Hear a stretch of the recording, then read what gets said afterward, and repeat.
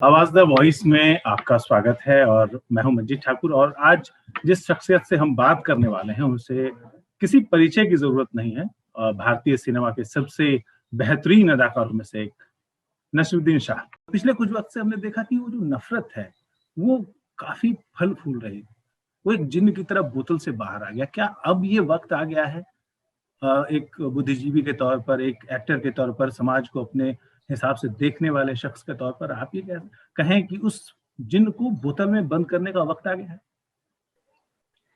मैंने बिल्कुल यही बात कही थी तकरीबन 2 साल पहले, और मुझ पर गालियों की बारिश हुई, इल्जामों की बारिश हुई, मलामतों की बारिश हुई कि तुम गद्दार हो और हमारे मुल्क में ऐसा हो ही नहीं सकता।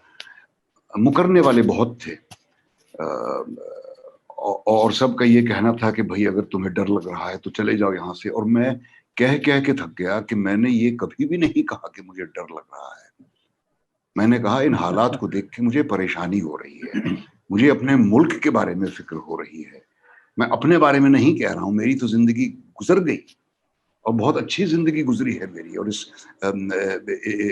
मुल्क में एक मुसलमान की शख्सियत लेकर मैं कभी भी नहीं मैंने ऑपरेट किया है, और ना मुझे एक मुसलमान होने की वजह से कभी भी कोई रुकावट मेरे रास्ते में आई है, ना मेरे वालिद के रास्ते में, ना मेरे 2 भाइयों के रास्ते में, जिनमें से एक ने जिंदगी भर फौज में काम किया है और 2 जंगें लड़ी हैं हिंदुस्तान के लिए।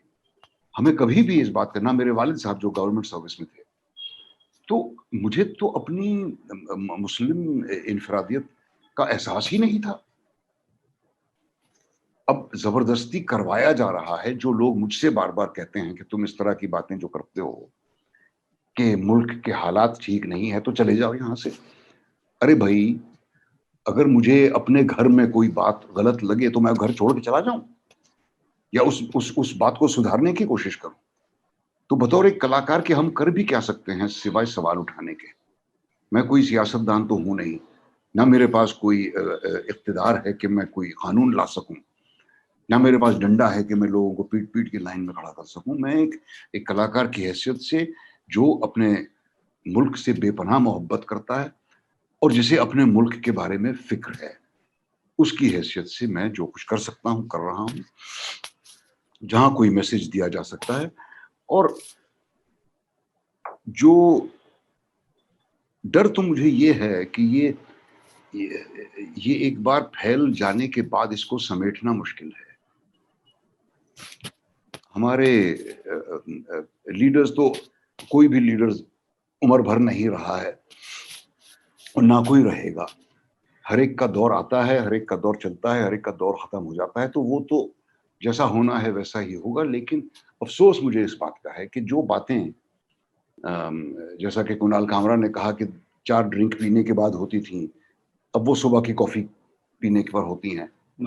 और भी हैरत होती है इस बात से कि जो बातें 6ठी 7वीं क्लास के बच्चे एक दूसरे को ताने दिया करते थे, हिंदू मुसलमान, उस तरह की बातें फेसबुक पर कही जा रही हैं। उस तरह की बातें खुलेआम हमारे जो people who should know better, वो उस तरह की बातें सिर्फ सोशल मीडिया पर ही नहीं, नेशनल टीवी पर भी कर रहे हैं। तो बस दुआ कर सकते हैं और अपने दिल में नफरत ना पालें, सिर्फ एक हम ये हलफ उठा सकते हैं।